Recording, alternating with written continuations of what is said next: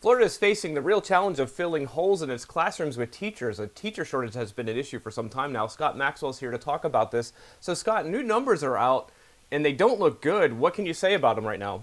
Yeah, the Orlando Sentinel recently reported just last week that the number is up to about 5,300, 5,290 and something. And that sounds like a lot, but this is a big state, so some perspective is needed. And when education reporter Leslie Postal crunched those numbers, she found that it is a big number by most any standard. In fact, that number of vacancies is more than triple what it was in Florida just 5 years ago.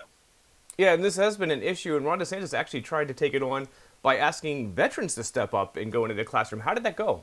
Not well at all, at least so far. In fact, the Military Times decided to try to dive into that and reported last month that only 7 veterans in the entire state of Florida had gone through the entire process to become certified teachers. Maybe a few more have gotten certified since then, but even if 10 times as many got as certified, you're not making a dent in nearly 5,300. And the bottom line is that veterans don't want to teach, a lot of them anyway, for the same reason that longtime teachers don't want to teach, because they feel like this state treats teachers like dirt.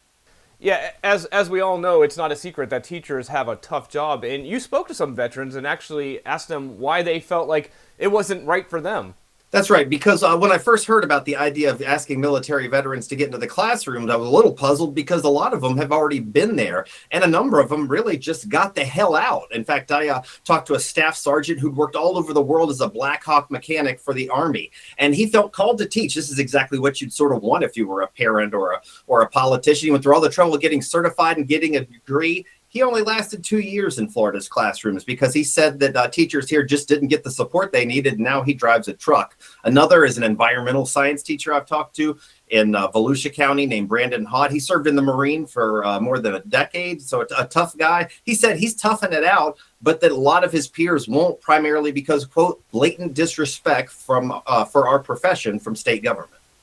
Yeah, we all know too, pay has been a real issue for Florida teachers, and I imagine with inflation and so much going on, it's not getting easier. But Ron DeSantis did make some moves to try to raise the pay. Is that still an issue? Yeah, it is. We hear about teacher pay all the time. And Ron DeSantis, as you mentioned, did do something pretty significant to lift pay for new teachers up into the mid 40,000s. The issue was there has not been done much for veteran teachers. So that overall, Florida still ranks 49th in overall teacher pay in America, according to the National Education Association. But I got to tell you, Rich, when I talk to teachers, you do hear about pay, but a lot of what I hear from those on the front lines say it's about a lot more than pay. It's about disrespect they get from Tallahassee politicians. So we've reported on, they bash them, call them names, accuse them of trying to indoctrinate students, and recently, even really bizarrely, accusing some of them of trying to be pedophiles with that whole don't say gay debate. So I think put it all together, the pay plus the disrespect, and you have a profession that is a lot less desirable than it used to be than, say, when you and I were growing up.